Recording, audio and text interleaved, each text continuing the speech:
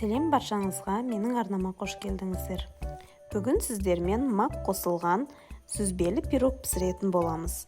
Ерекше дәмді, өте әдем пирог болып шығады. Жасалу жолы оп-оңай. Видеоның соңына дейін қарап, арнама тіркеліп кетуді ұмытпаңыздар.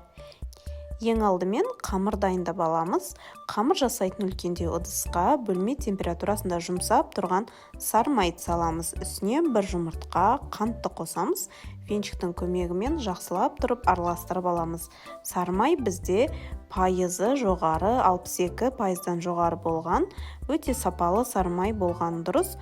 Сонда біздің қамырымыз өте песочный болып шығады.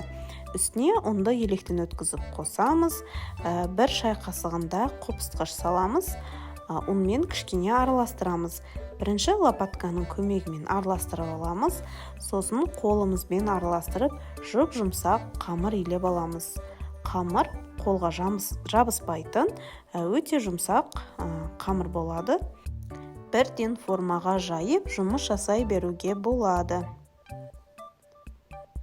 Міне дәл осындай жұмсақтықтағы қамыр дайын болды. Енді формаға қолымызбен жайып аламыз. Барлық жерін бір тегіс етіп, бортиктарын шығарып жайып аламыз. Менде форманың диаметрі 26 сантиметр. Осы кезде пешті 180 градусқа қыздырып, жағып қойған болуымыз керек.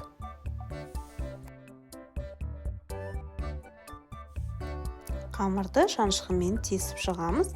Қопсытқыш қосылғандықтан көтеріліп кетпеу үшін. Енді салмасын дайындаймыз. Сүзбеге қантты қосамыз. Үстіне 2 жұмыртқа, қаймақты саламыз. Қаймақ кез келген пайыздағы дүкендегі қаймақ жарайды. Үстіне ванильді қосамыз. Блендердің көмегімен жақсылап езіп араластырып аламыз.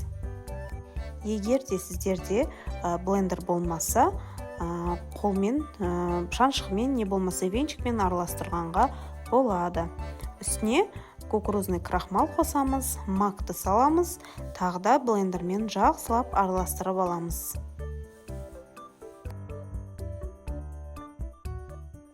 Осымен біздің салмамыз дайын. Енді салманы жайып алған қамырдың үстіне бір тегістей етіп құйып шығамыз.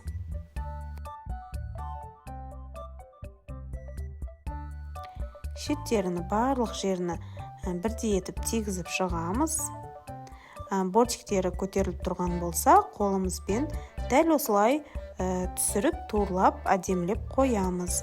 180 градуста қызып тұрған пеште 30 минут уақытта пісіріп аламыз. Әркімнің пеші арқылай, өздеріңіз қарайсыздар, шетіндегі қамыры дәл осылай қызарып, ортасындағы салмасы қатайып, пісіп дайын болады. Толықтай формасынан алмастан суытамыз. Суығаннан кейін барып, бір түнге тоңазытқышқа саламыз. Бетін жауып, сонда біздің пирогымыз қатып, бір тегіс әдемі кесілетін болады. Міне бір түн тоңазытқышта тұрған дайын пирог. Сіздерге кесіп көрсетемін. Кесілуі өте әдемі, сынбай жақсы кесіледі.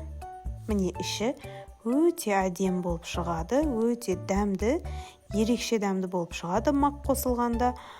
Жасап көріңіздер, дайындалу жолы оп-оңай. Видео ұнаған болса, менің арнама тіркеліп, лайк басып, достарыңызға жіберіп кетуді ұмытпаңыздар. Менің арнамда тағыда басқа өте қызықты, оңай тәттілердің рецептері бар. Өтіп көрсеңіздер болады. Сіздермен келесі видеоларда көріскенше аман сау болыңыздар.